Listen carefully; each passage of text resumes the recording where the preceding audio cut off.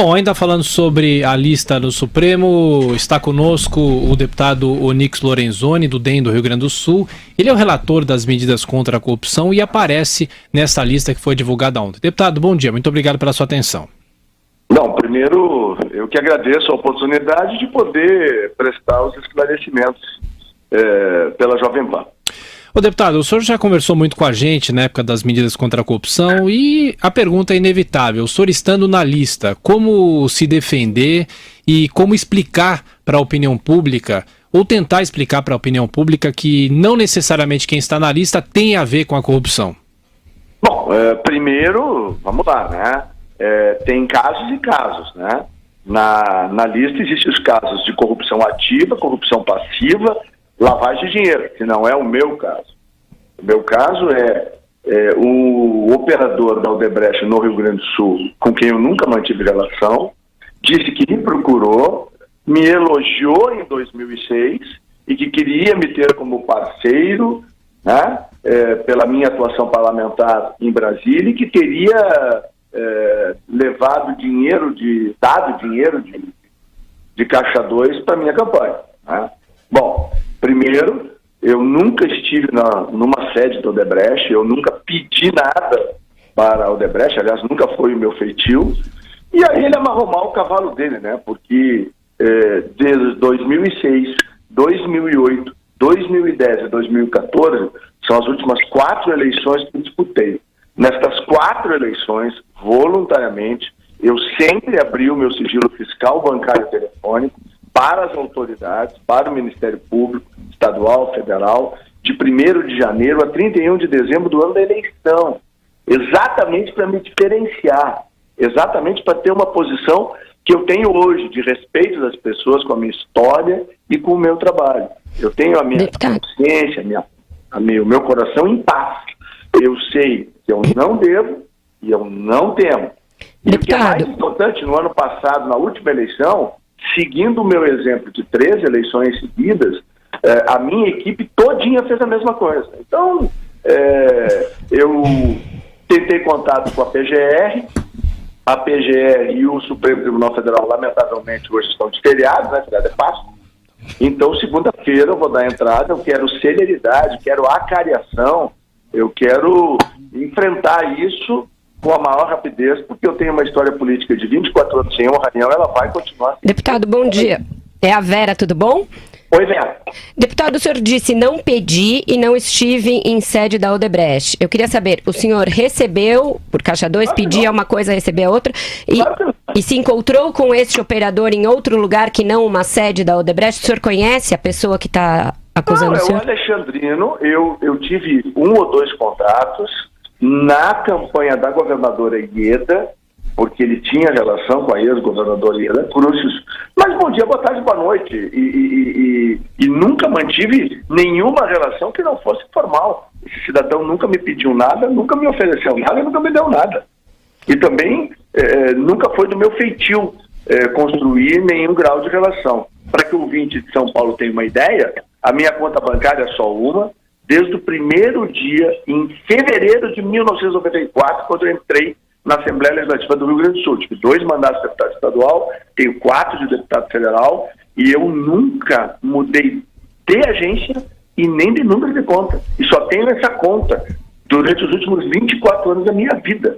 Eu não tenho medo de nada, de coisa nenhuma. Eu quero o esclarecimento, porque eu estranhei muito a inclusão do meu nome, né? Eu sou uma pessoa que sempre enfrentou o processo de corrupção, desde lá do Mensalão, Vera, tu me conhece bem, de lá, depois do episódio do Petrolão, depois com as 10 medidas, quer dizer, eu enfrentei os meus pares para criminalizar o Caixa 2, vamos lembrar disso, né?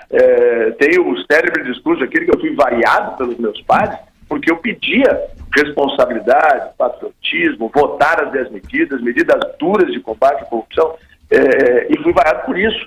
Quer dizer, não faz nenhum sentido, porque as agora, pessoas podem deputado, me criticar, mas não a minha inteligência. Agora, deputado, é Denise quem está falando. Oi, Uma Denise. coisa é as pessoas se defenderem com argumentos, como o senhor está fazendo, outra é a prova de que não houve envolvimento efetivo. E, na verdade, nós tivemos um tsunami sobre a classe política brasileira e a gente percebe que os políticos estão tentando montar estratégias de defesa, não é? Inclusive a formação agora da comissão de ética para manter foro privilegiado.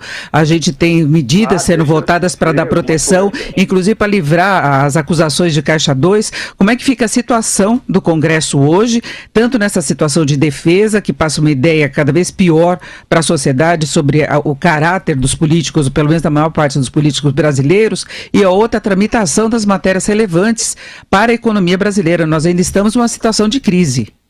Bom, primeiro, deixa eu dizer do que é da minha responsabilidade. Eu quero investigação o mais rápido possível. Ontem, pedi ao meu advogado para que preparasse um estudo para ver a viabilidade de eu entrar no Supremo Tribunal Federal abrindo mão do meu foro privilegiado. Eu quero ir para a justiça de primeira instância, eu não tenho problema nenhum. Você quer ir para o Moro, é isso? Eu não tenho medo. A que o senhor tributa o envolvimento do seu nome, deputado? Olha, eu não tenho a menor ideia. Esse cidadão, eu nunca tive relação com ele.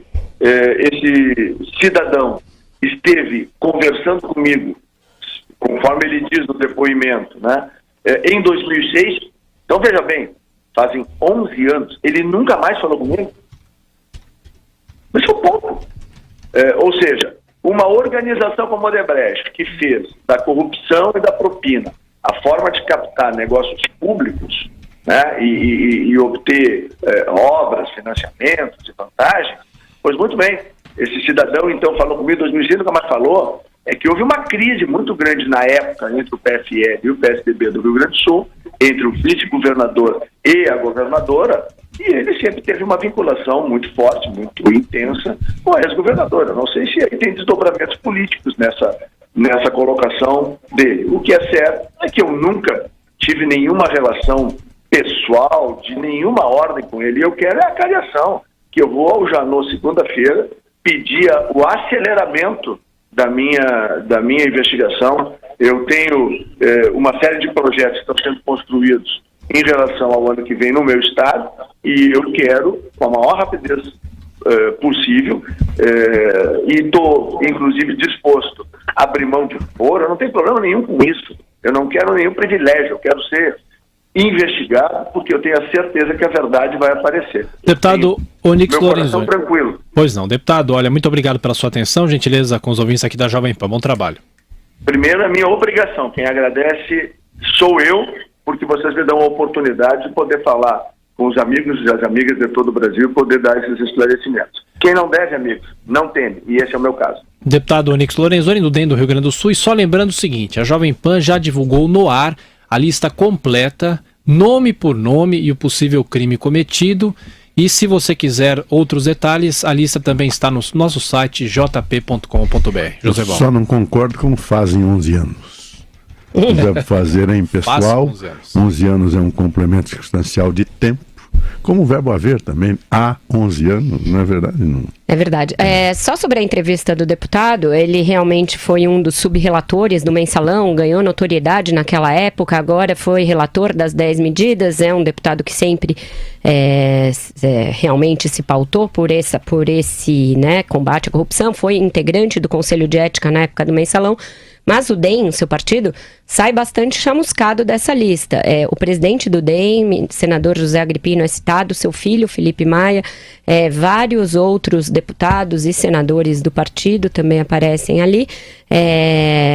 O problema é esse, todos os partidos indistintamente são atingidos, né?